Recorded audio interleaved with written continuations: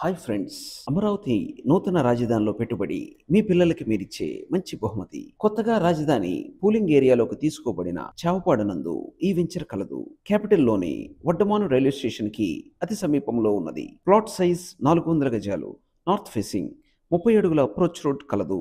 Security కోసం compound wall, ఇరువైపులా చక్కని గార్డెన్, మంచి వసతితో ఉన్నది.